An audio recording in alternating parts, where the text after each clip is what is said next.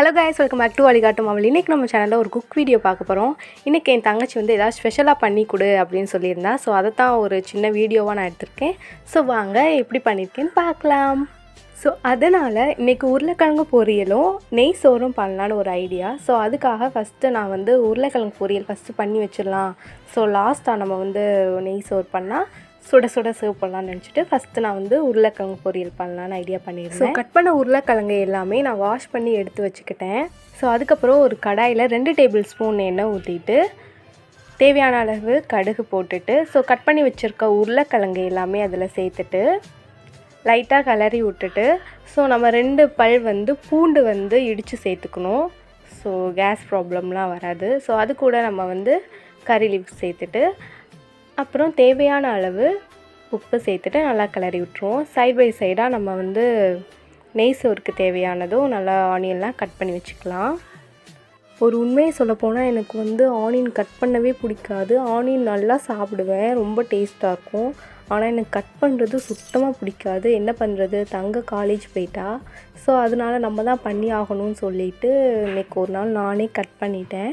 நம்ம நெய் சோறை பார்த்துட்டு அப்படியே உருளைக்கிழங்க விட்டோன்னா கருகிடும். ஸோ வந்து அதையும் சைட் பை சைடாக கிளறி விட்டுட்டு நம்ம வந்து வீட்டில் இருக்க மசாலா இருக்கு இல்லையா, ஸோ அது வந்து தேவையான அளவு நம்ம வந்து சேர்த்துக்கணும். ஓகே டன், உருளைக்கிழங்கு முடிஞ்சு நம்ம வந்து நெய் சோறுக்கு வந்து ரெடி ஆகிட்டோம். அது தேவையானது ஸ்பைசஸும் நெய்யும் முக்கியம் ரொம்ப.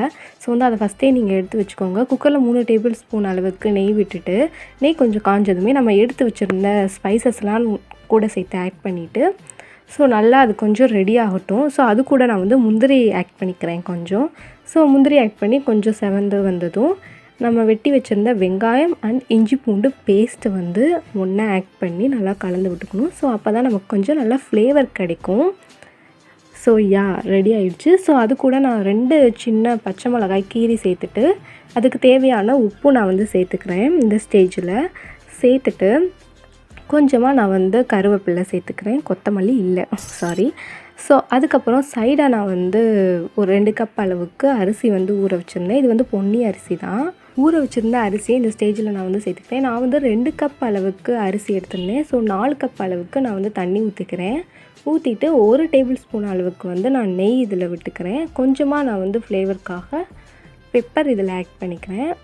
ஆட் பண்ணிவிட்டு இது ஒரு விசில் வந்து வர வரையும் நான் வந்து விட்டுக்கிறேன். ஸோ சைடாக வந்து கேரட் வந்து ஒரு சின்ன ஹோலில் வந்து நான் துருவி வச்சுக்கிறேன். ஸோ இதுதான் நம்ம வந்து லாஸ்ட்டாக கொத்தமல்லி மாதிரி தூவி நம்ம வந்து இறக்க போகிறோம்.